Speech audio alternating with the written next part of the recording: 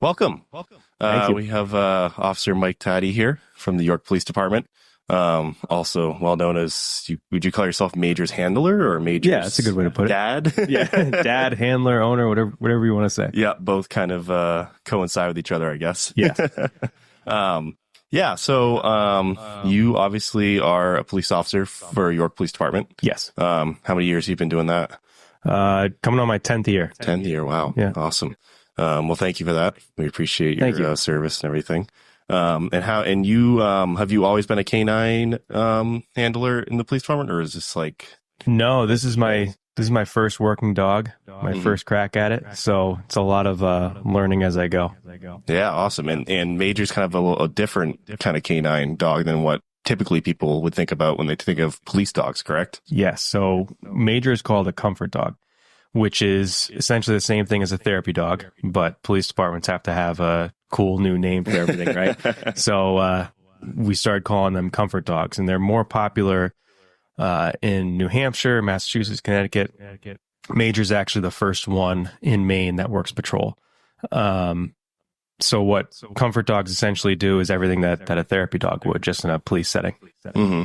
So he's with you pretty much your entire patrol, all your shifts, essentially. Yeah, anytime I'm working, he's working. Yep. So, And you're still a regular police officer doing regular police officer things every day, correct? yes. So everything to do with Major is in addition to my everyday work as a police officer. Yeah. And so what does Major specialize in? What is this what does he do? Yeah, so I've narrowed down his role into three major categories, which the first being victim support.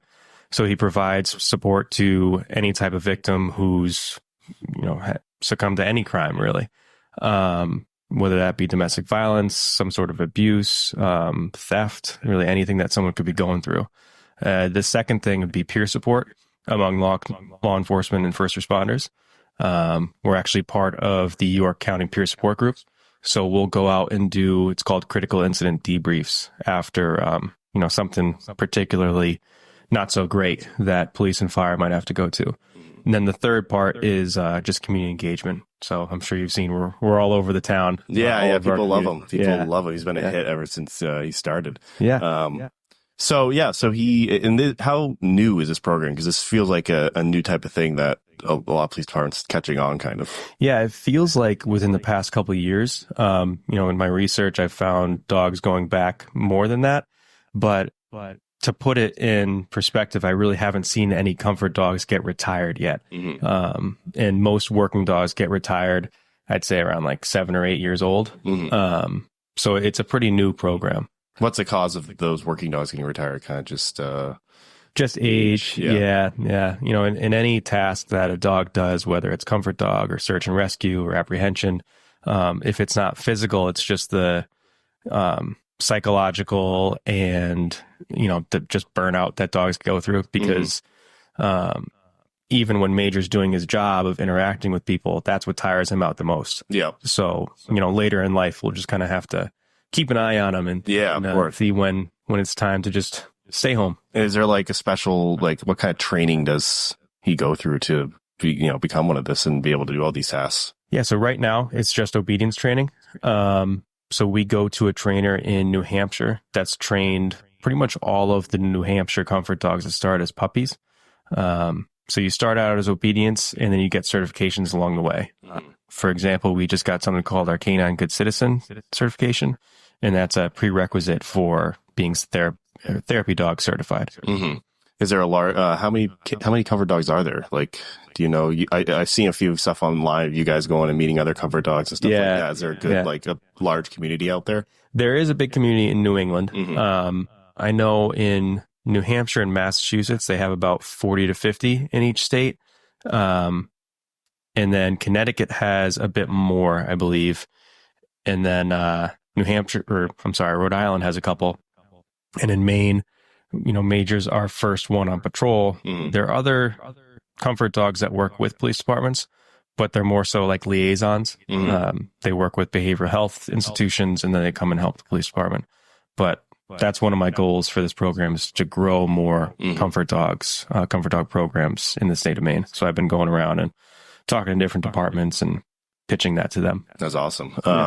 And you guys get dispatched to not even just local York things, but I've seen you guys in other areas where, tragedies or problems have arisen, and they'll kind of have you guys go out there, correct, sometimes? Yeah, and that's part of being just, close-knit in our community of comfort dog handlers in New England, where if we hear about a incident that happened in New Hampshire or Massachusetts, those departments or those handlers may reach out to me and ask me to come join.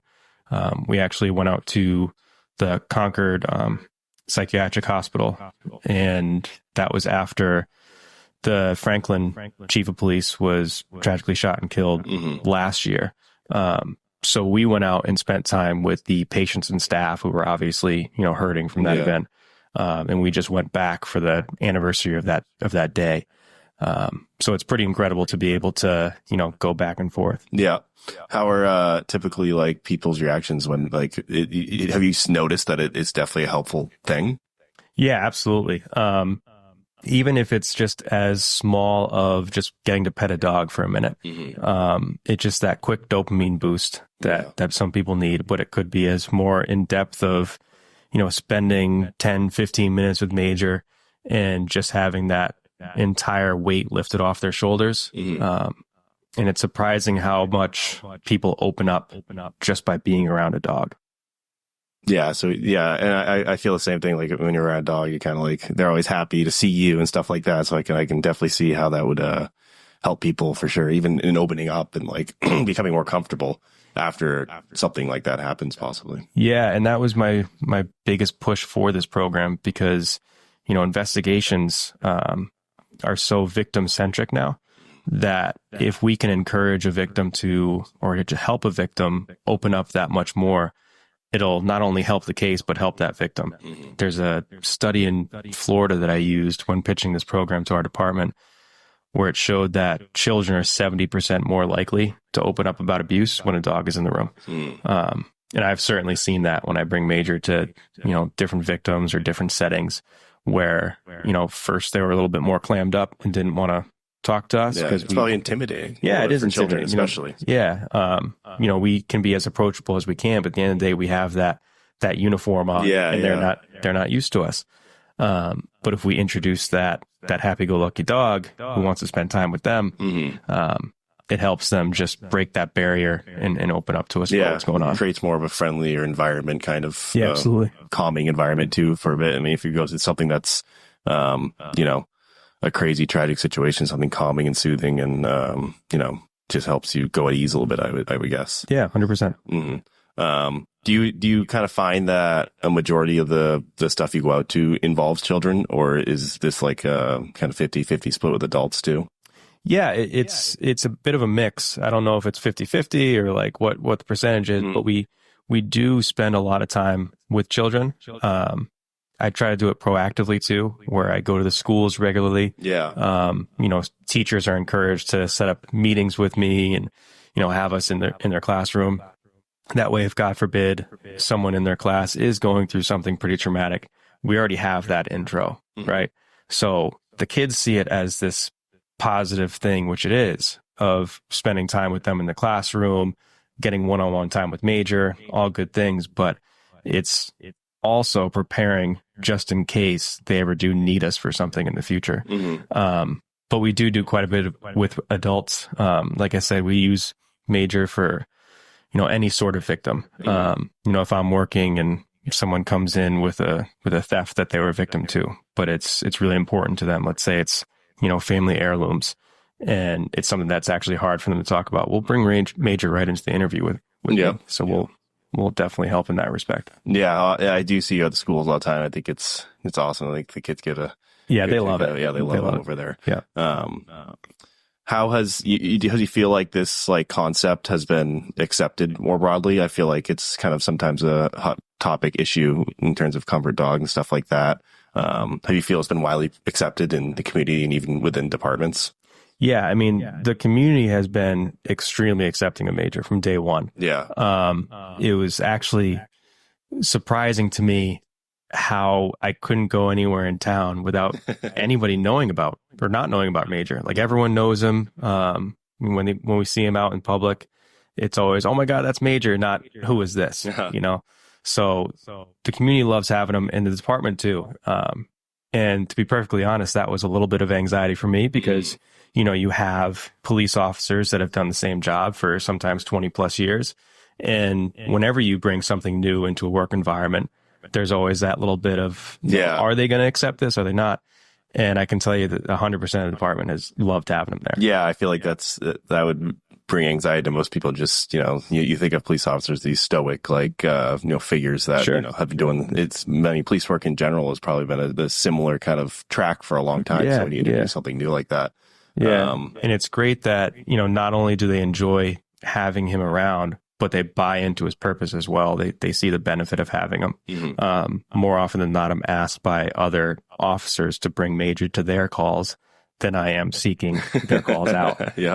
So it's pretty awesome. Yeah, that's awesome. And I guess a part of that, especially being accepted by the community, is, he kind of, when he hit the scene, I mean, how many years has he been kind of? Just 1 year. Just 1 year we now. got him, November 5th was the gotcha day. Oh, wow. Yeah. So just a little over a year for sure. Yeah. And I feel like as soon as he hit the scene, he was just huge within the whole community. I saw posts about him everywhere, like Facebook. Everyone was obsessed with him. Yeah.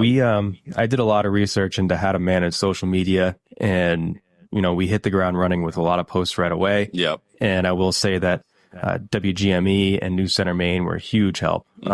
They reached out to us right away. They came down to our department and interviewed me and took videos of Major and got him on the news. So it took off from day one. Yeah. You guys have like 38,000 followers on Instagram or something. I was looking this morning, and then probably even more on TikTok, right? That's probably. Yeah. I fell off a little bit on TikTok. Yeah. TikTok's hard to keep up with. Yeah. I'll get back on it. But, they're fun videos to make. Oh my God. Yeah. And like I said, like the community just latched on and like grew it to something could you imagine? Did you even imagine that it could get this big, this fast? No, I never imagined that. I knew he would be popular, but I thought he would be, popular among students and kids.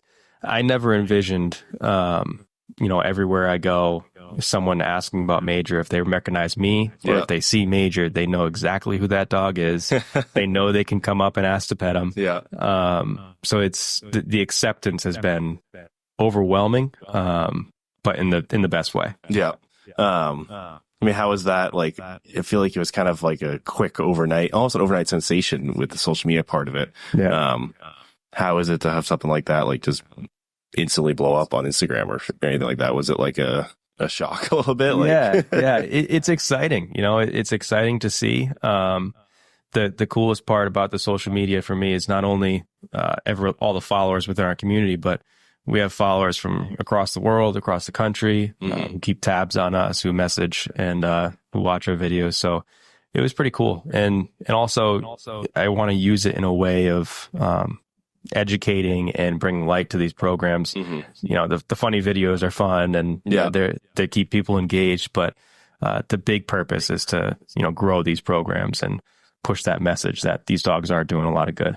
Yeah, for sure. I think you've done a great job of that, and I think people. Just the fact that people are engaged and keeping them engaged, and then they learn a bit of stuff along the way too is great. Yeah. And it's probably easier to connect with other comfort dogs. I've noticed a couple other comfort dogs social media pages and stuff like that, so it's easy to kind of connect and grow that network probably through social media too. Oh, 100%. We talk about that close-knit group of handlers, but really a lot of them I met through social media. There are a few. Actually, Major's two siblings are also comfort dogs. Oh, really? So we've kind of created a network within ourselves. But, I've been lucky enough to meet and talk with a Harvard University comfort dog handler. Oh, wow.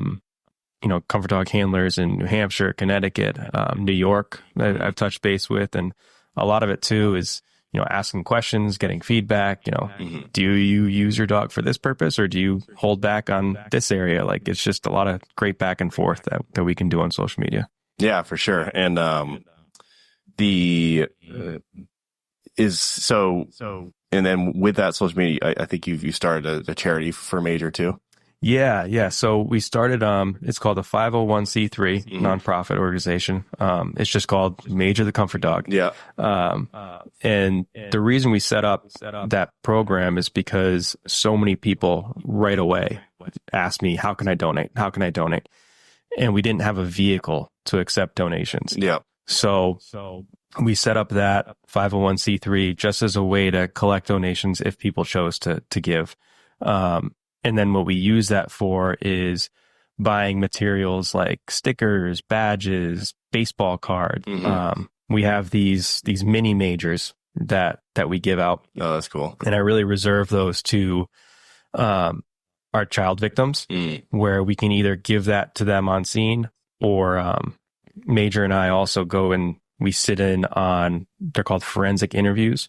Whenever a child has been victim of abuse, they go through these intense interviews where they disclose what happened to a social worker. Yeah. But the challenge is that Major can't actually physically go in that room for the interview. We can only meet with them before and after. So what I do is I take these mini majors and I say, Major can't actually go in the room with you, but he always has this mini major with him. And wherever mini major goes, real Major is there with you. We'll be right outside the door. And every single time, no matter what the age was, they took that mini major in with them. Oh, wow. And I should say that the first round of mini majors were actually donated by Nick's Steakhouse. Really? Nick and Holly Foley got together, awesome. and they donated that first batch, which was incredible for us. And the idea just kind of stuck on and grew. Yeah. So, but that's what that nonprofit is for, just as a way to accept donations if people want to do that, and to be able to use that in those ways. Yeah, I think that's great. I think I think it's important, and just hearing from you about the experiences that you've had already with Major and how it's helped victims and stuff like that. I think that's important to shed light on that for sure. Yeah, definitely. I think it adds a whole new element to what Major does too. Like coming into this, I knew Major as a comfort dog and everything, but I didn't know exactly like what he goes out and how he helps and all that stuff. So that's awesome to hear. Yeah. So when you talked about brothers and sisters are awful comfort dogs. Is there like a special breeder that kind of works just to kind of breed comfort dogs and kind of that thing? Yeah. So there's a lot of breeders out there that, say they breed therapy dogs. We chose one particularly in Ringe, New Hampshire. They're called Boonfield Labradors. And the reason we chose them is because we saw the success rate in New Hampshire and Massachusetts with their dogs. So they actually breed specifically for comfort and therapy dogs first and foremost. At 5 weeks old, they actually test these puppies out to make sure that they're good for the job. Some of those tests are as simple as, one that they showed me was picking them up by the armpits of their front legs. Yeah. And if they let their legs dangle and just look you in the eyes, that's a sign of a very competent, confident little dog who's not anxious. If they start picking up their back paws and they don't want their feet to dangle, you might be a little bit more anxious. Doesn't mean they're a bad dog. It just means that, they're not as calm and easygoing. And they'll do other things like, they'll bring them to schools, senior centers, the gun range, actually, see how they react. How they react and Major fell asleep at the gun range. So that's like, the perfect thing that you want to see. Wow. But yeah, so we used Boonfield Labradors for that reason, because they breed specifically for that reason. So I'd have a litter of, I think it was 8 or 9 puppies. 3 dogs passed those tests. Really? Major was one of those 3. Wow. So, yeah. I think and I think that's cool to what goes into, there's a lot that goes into, picking out these therapy dogs, these comfort dogs. Yeah. Cause I think a lot of people, and I used to work in the hotel industry, and I work front desk sometimes, and a lot of people come in cause, we can allow service dogs at hotels, stuff like that.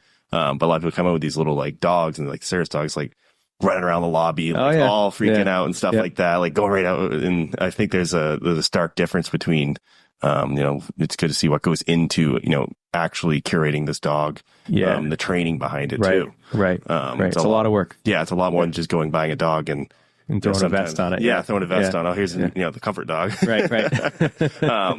And then after, you have these breeders that, breed these specifically. And then there's a lot of training that goes into this too. You touched on the fact that, you guys have a certain, bunch of certifications that you're aiming to get. What more? So you guys got a couple of them so far? We've gotten one so far.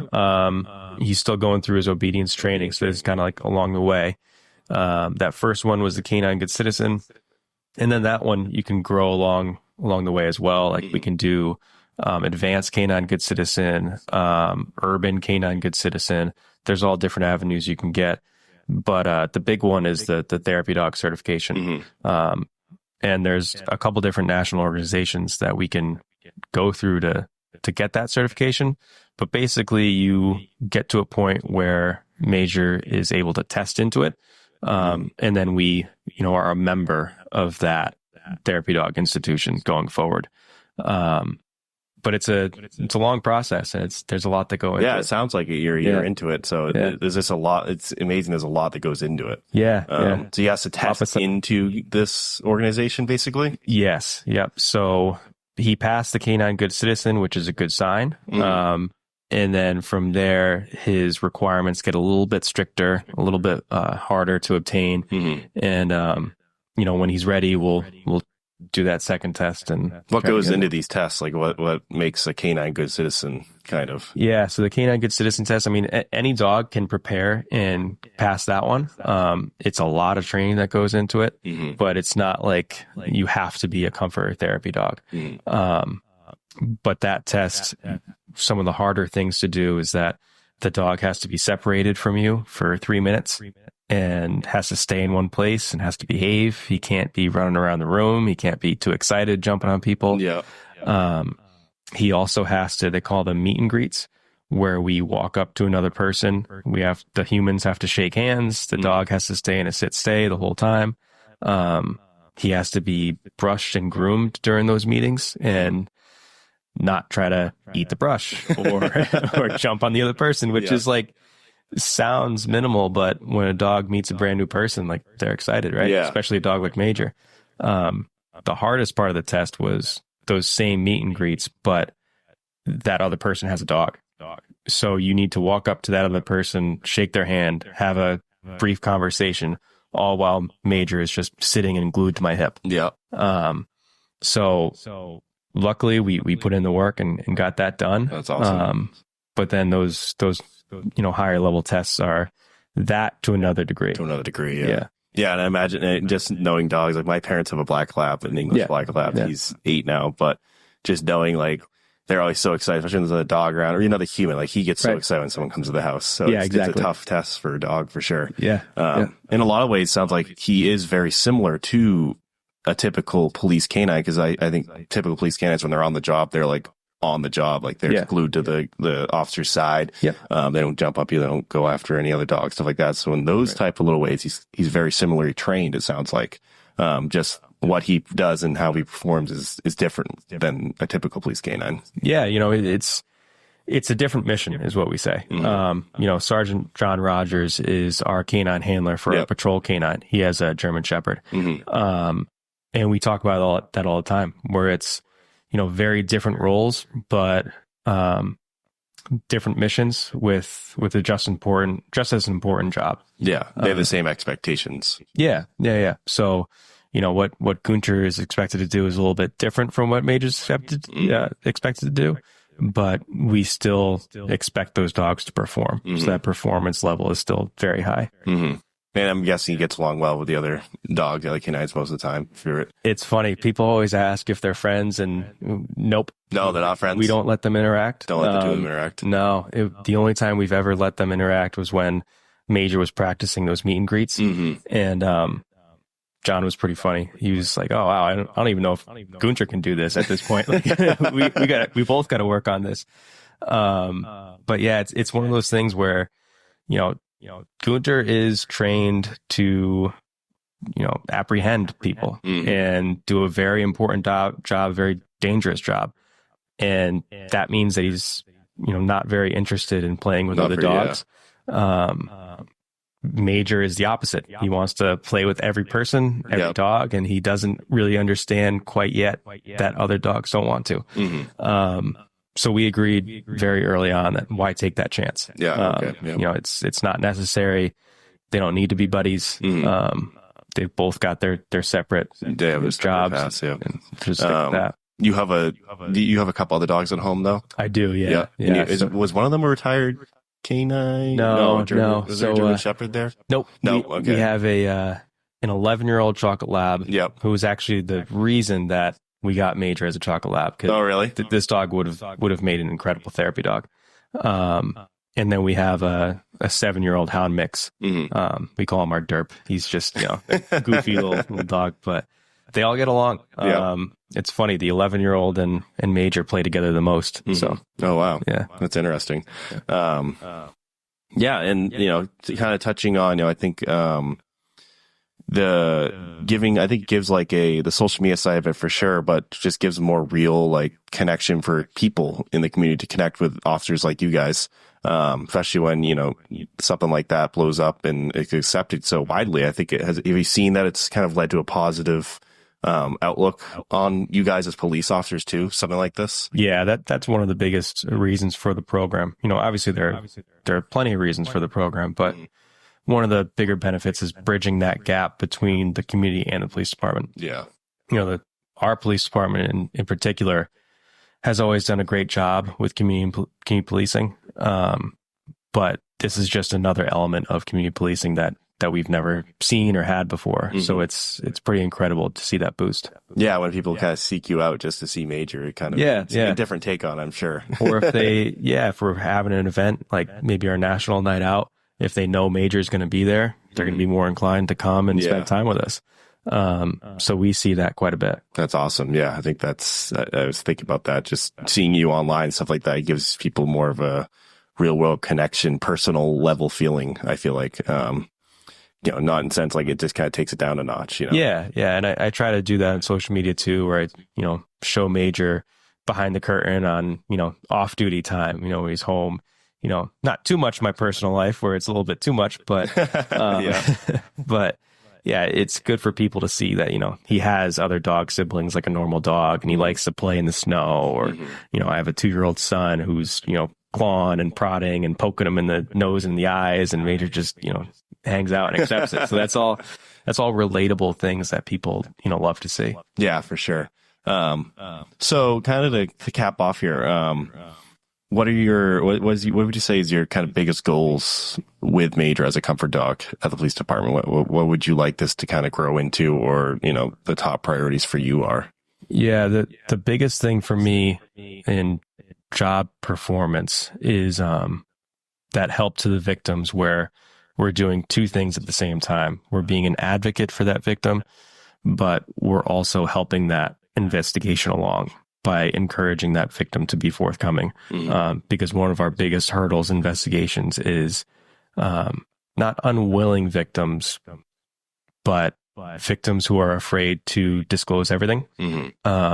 Victims who are a little apprehensive or nervous. And if we can help them be confident through that process and be in their corner and show that we are here for them and that we want to help, that's my main drive for this program. The second part is to grow these programs in Maine. I was surprised that we're really the only ones on patrol right now. Yeah, that is surprising to level. Yeah, but that's changing. I mean, I went to University of Maine in Orono and made a presentation to their staff, and they're actually going to be getting 2 comfort dogs. Oh, nice. Yep, I've got another presentation that I'm going to be giving to Portland Police Department, who also just got approved to get a comfort dog. Oh, that's awesome. And there are a couple other departments that I've gone visited with and talked with, and really tried to encourage them to grow their program and show them how we did it, and as an example, and hopefully that helps them along. Yeah, for sure. I think that's awesome.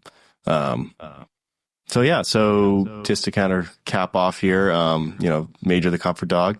If you see him out and about with Officer Mike here, feel free to go up and say hello, correct? Yeah. You guys are always welcoming of that. Yeah, we're always approachable.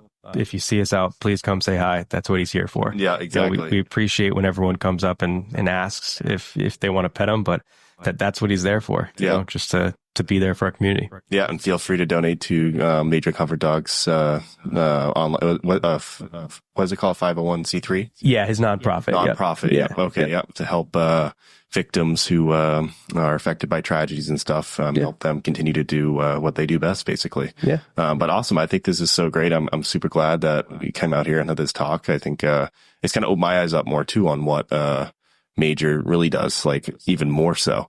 I knew it was definitely important and vital before, but this kind of opens up a door that I kind of see more, like all these helping out the victims and stuff like that. So I think it's definitely informative. Awesome. Well, yeah, thank you so much for having me. This has been Yeah. great. Thank you very much. Thank you, everybody. See you soon.